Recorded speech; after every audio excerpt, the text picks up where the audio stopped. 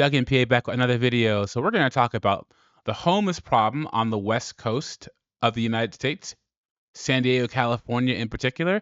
And if you guys don't know, all of the western states, California, Oregon, Washington State, there's a big homeless problem in all three of those states, especially the major cities. You can see stories about Seattle, Portland, Sacramento, all these towns that have just all these homeless people.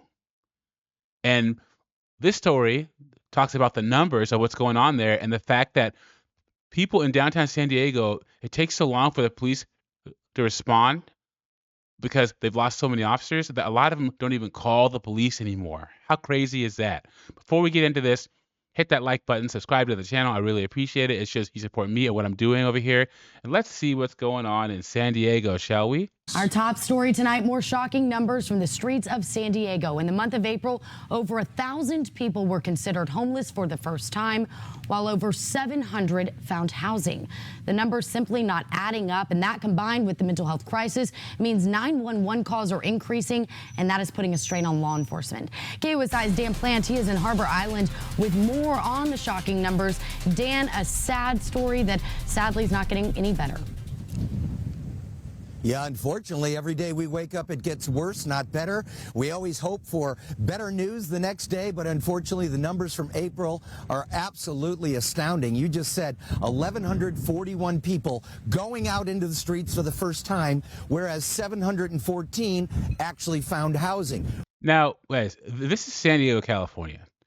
For those who don't live in the United States, assume everywhere in California is expensive because it is. And San Diego is one of the most expensive cities in California.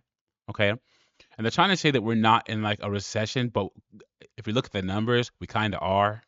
So this kind of problem is gonna exist in a city like San Diego and persist as well.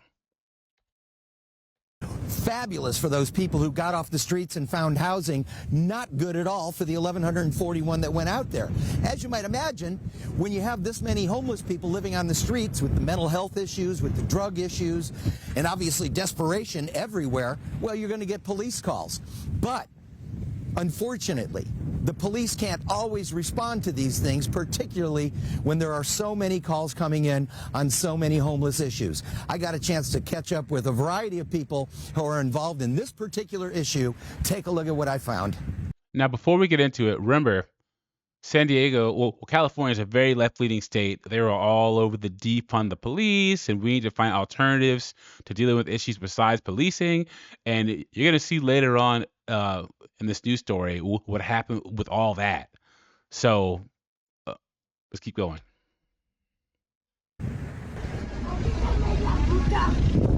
Look at that. For a city government that claims the homeless crisis is the #1 priority, these latest numbers show a different story. In the month of April alone, 714 homeless people got off the street and found housing. That's the good part. Unfortunately, 1,141 people somehow became homeless for the first time. Look at that. This is in downtown San Diego, where all the nightlife happens, all the cool stuff happens. Look at this guy. Look at this. Almost double the number of people getting out, and that's just the month of April. And that's just downtown. And it's not going to stop because as the numbers released today show, more people are becoming homeless and are getting out of homelessness. Almost everywhere you go in San Diego these days, you will see things that will shock the senses. Serious mental health issues on display almost everywhere you go. In some cases, these people can turn violent, and there's no choice but to call 911. And here's the thing. This is from my policy background here. So I'm from Washington State, right? And one of the biggest problems with this homelessness issue is that they don't ever put defined goals on the issue.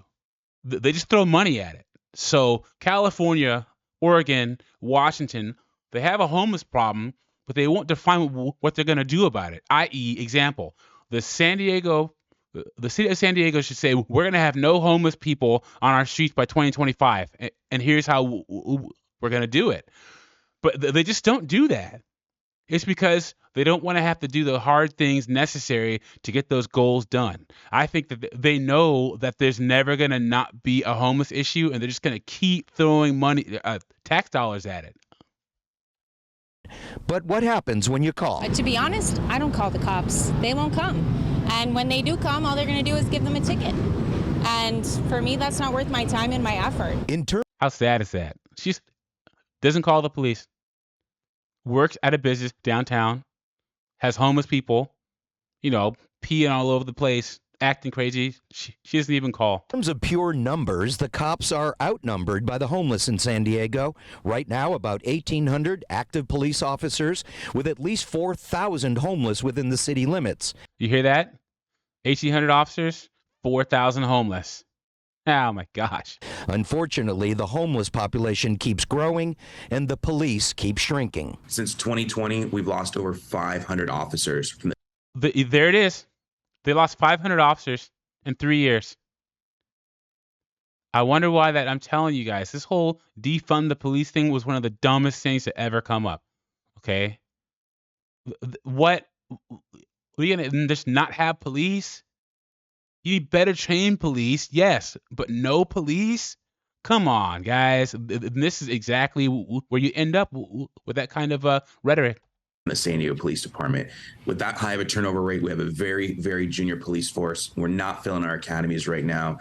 And what's even more critical is that in 2025, we're scheduled to retire over 100 officers. And so right now, we need to be funding our recruitment and retention efforts more than ever. Make no mistake, this is a serious humanitarian crisis growing by the day on the streets of San Diego. Some of these people simply need a helping hand to get out. Look at that. In fact, take any major city, Google it, put homeless, Portland homeless, Seattle homeless, Olympia, Washington homeless, Salem, Oregon homeless, Sacramento homeless, Fresno, California homeless, and you'll see people posting pictures like this in all those cities, guys, every single one of them. Others are suffering from serious mental health issues and drug abuse. At any time, they could lash out. We had a homeless person come in here and spit on my manager at the time, and I had to get in between them. And cops didn't show up till later that night and the next day. So didn't help at all. Keep in mind the police answer to the mayor, and the mayor dictates police policy. Lately, the cops have been told to move the homeless camps here or there, taking their time from serious crime. Well, it's frustrating for me because I see the police over on the 10 or 12 officers on the other side of town standing around moving people from one sidewalk to the other instead of responding to more priority calls. If we're going to spend all our money just shuffling homeless people around so that it makes the mayor look good, then the cops aren't going to be able to actually respond to the calls that actually matter. For a group of politicians that once talked about defunding the police, they have done. There it is. Told you. Defund the police was one of the dumbest things to come up. One of the dumbest things. Because this is what you get.